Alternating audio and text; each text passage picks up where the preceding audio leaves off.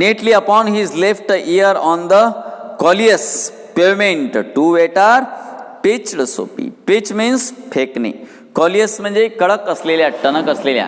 अशा प्रकारे दोन वेटरनी मिळून सोफीला उचलून त्याच्या कानाच्या भागावर कडक रस्त्यावर फेकून दिले. ही अरोज जॉईंट बाय जॉईंट. एवढ्या जोरात फेकल्यामुळे जणू काही एक एक पार्ट शरीराचा सावरत सावरत तो रस्त्यावर उठून बसला. Just like as the carpenter joint the various separate part two each other. Rolls open and dusted his cloth. He stand up and he dusted clean himself his cloth. Arrest seems now but an elusive dream. तर Sophie काय म्हणतो इथे की आपल्याला arrest करून घेणे ही एक प्रकारे आता स्वप्नवत गोष्ट आहे. ती पूर्ण होण्यासारखी दिसत नाही.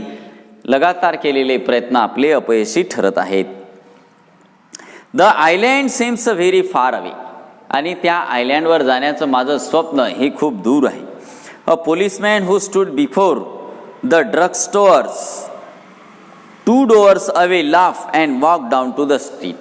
आणि या रेस्टॉरंटमध्ये झालेला हा सगळा लोटापाटीचा तमाशा पोलिसांनी पाहिला की याला रस्त्यावर आणून फेकलं. हा उठून उभा राहिला, कपडे झटकले. पण तिथे वाईन शॉपवर उभा असलेला एक पोलीस त्याच्याकडे आलासुद्धा नाही. दुरूनच त्याने पाहिले, हसला आणि दुसऱ्या रस्त्याने निघून गेला. Sophie was seized with the sudden fear that some dreadful enchantment had render him immune to the arrest. आणि आता सोफीच्या लक्षात आलं की काहीतरी एखादी जादू झालेली गोष्टच आपल्याला आता आपलं स्वप्न पूर्ण करून देऊ शकते. आपण स्वतः करत असलेले प्रयत्न one after another it's becoming fail. आणि ते फेल होत आहे. He was in the state of panic. आणि त्याच्या मनामध्ये एकदम पॅनिक आहे. And when he came upon another policeman longing grandly in front of the glittering theatres. आणि तिथे तो पाहतो की एक पोलिसमॅन त्याच्याकडे आला आणि जोरात ओरडून म्हणाला ग्लिटरिंग थिएटरच्या जवळचा. He caught at the immediate straw of disorderly conduct. आणि त्याने तिथे त्याला असं वाटलं की आपल्या या बेशिस्त वर्तनाबाबतीत पोलीस आपल्याला अटक करतात की काय, परंतु त्याने तसे काहीही केले नाही. He caught at the immediate straw of disorderly conduct. पहा याचं मिनिंग बाजूला दिलेलं आहे.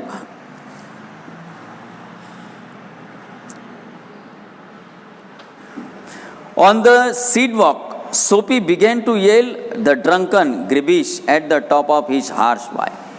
एका थिएटरच्या बाजूला अशा प्रकारचं बेशिस्त वर्णन करण्यासाठी तिथे सोफी थांबला पोलिसांच्या समोर आणि जोरजोराने आरडाओरडा करायला लागला आणि एकदम कुदायला लागला की जेणेकरून लोक जमा होतील, पोलीस येतील, चौकशी करतील आणि त्याला पकडून नेतील. He dance howled raved and otherwise disturb the skies. म्हणजे संपूर्ण वातावरण त्याने अशांत करून सोडले. जोरजोराने ओरडायला लागला. The policeman merely trailed his club turn his back to Soapy and remark to the citizen. तिथे पोलीस आला तर सई, आला तर खरी. त्याने पाहिलं की सोफी असा आरडाओरड करत आहे आणि काहीतरी एखादा आनंद साजरा करतो की काय, अशा प्रकारचं त्याचं वर्तन होतं. हे पोलिसाने पाहिलं. त्याच्याकडे पाहून पोलीस दुसऱ्याच एका व्यक्तीला म्हणाला, काय म्हणला, it is the one of them Yale lads celebration of the goose eggs they gave to the Hartford college. आणि तो सांगतो की हार्टफोर्ड कॉलेजला 0 मार्काने हरवल्यामुळे काही लोक इथे आनंद व्यक्त करत आहेत असं आम्हाला समजलेलं आहे. नॉयझी बट नो हार्म. आणि आम्हाला असा आदेश आहे की हे आनंद व्यक्त करणारे विद्यार्थी आहेत किंवा चांगले लोक आहेत आणि त्यांनी आनंद व्यक्त करण्याच्या उद्देशाने जर काही आरडाओरडा केला असेल तर त्यांना अरेस्ट करू नये अशा प्रकारचे आदेश आहे. कारण काय आहेत की असे आनंद व्यक्त करणारे लोक हे कुठल्याही प्रकारचे नुकसान किंवा धोकादायक करणारे नसतात. We have instruction to let them be. आणि तो पोलीस म्हणतो की अशा लोकांना सोडून द्यायचं असे आदेश आम्हाला आहे. Disconsolated means very happy. Sophie stop his unavailing rackets. आणि अशा प्रकारचं बेशिस्त वर्तन त्याचं रस्त्यावर चालू असलेलं हे सोपीने थांबवलं आणि शेवटी खूप नाराज झाला की एवढा मोठा उपद्रव गाजवल्यानंतर सुद्धा पोलीस मला अरेस्ट करण्याच्या मूडमध्ये नाही. Would never the policeman lay hand to him in fancy the island seems and अनअटेंडेबल.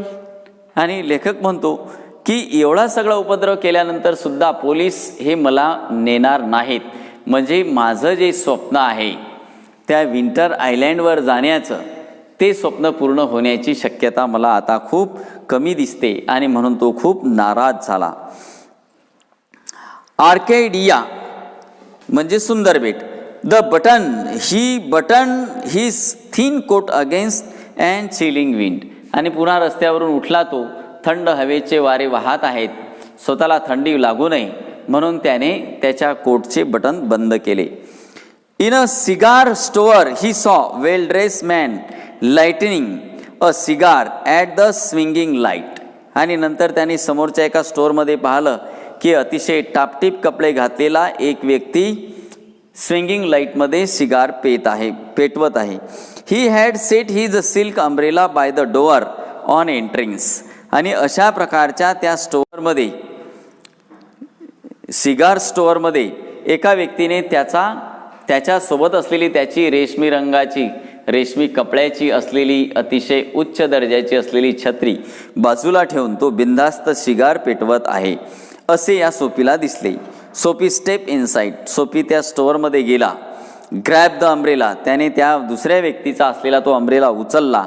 And sauntered off with a slowly. Sauntered म्हणजेच काय?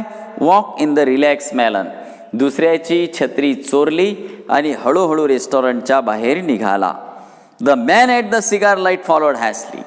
आणि ज्या व्यक्तीचा तो अम्ब्रेला आहे त्याचं लक्ष त्याच्याकडे गेलं आणि तो सोपीच्या मागे जायला लागला.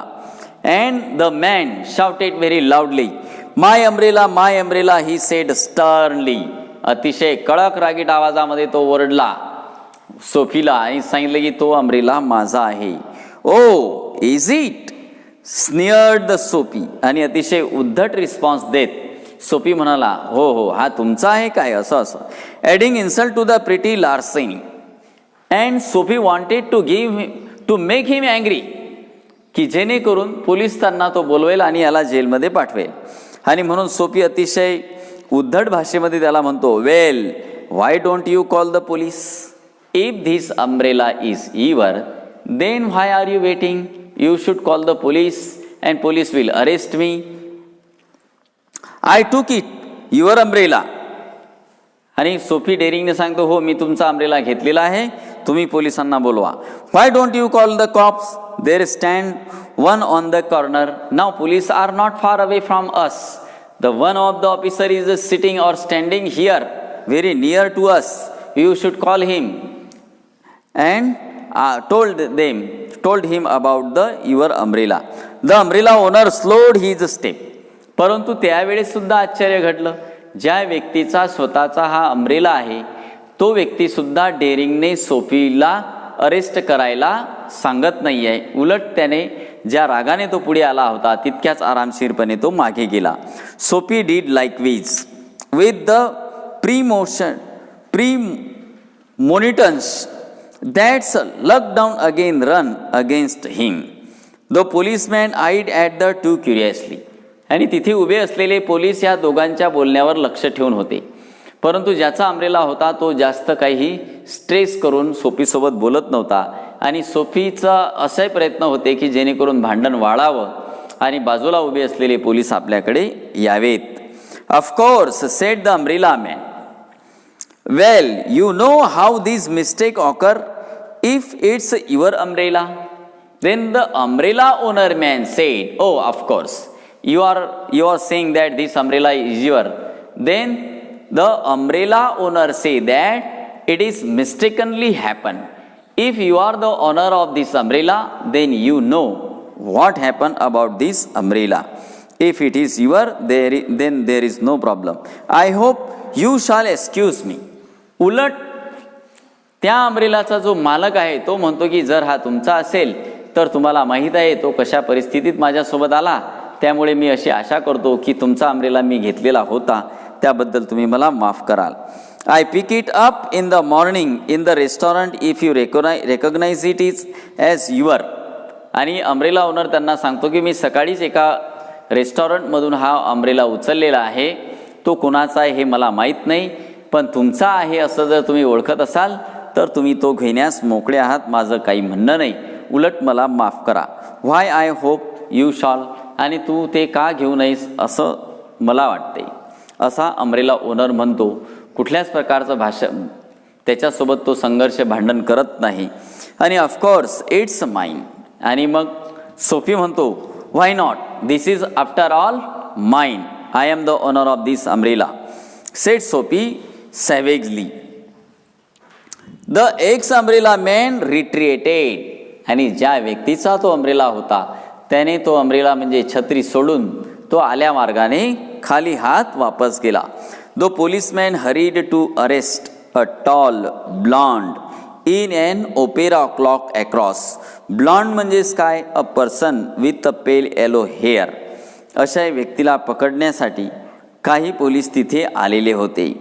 The police hurried to arrest the tall blind in an opera cloak across the street in front of the street car that was approaching 2 block away.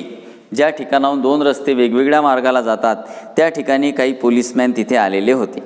Sophie walk eastward through the street damage by improvement. आणि Soapy त्याच रस्त्याने ईस्टकडे जाणारे एका रस्त्याने Sophie निघाला की जो रस्ता खराब झाल्यामुळे दुरुस्त करण्याचे काम चालू होते. He hurled the umbrella angrily into the execution. Execution एका खड्ड्यामध्ये त्याने तो अम्ब्रेला रागाने फेकून दिला. त्याला वाटलं ह्या अम्ब्रेलाच्या निमित्ताने तरी आपल्याला जेलमध्ये जायला मिळेल, आणि शेवटी त्या अम्ब्रेलाने ते काम काही केलं नाही आणि म्हणून त्याने तो अम्ब्रेला एका खड्ड्यात फेकून दिला.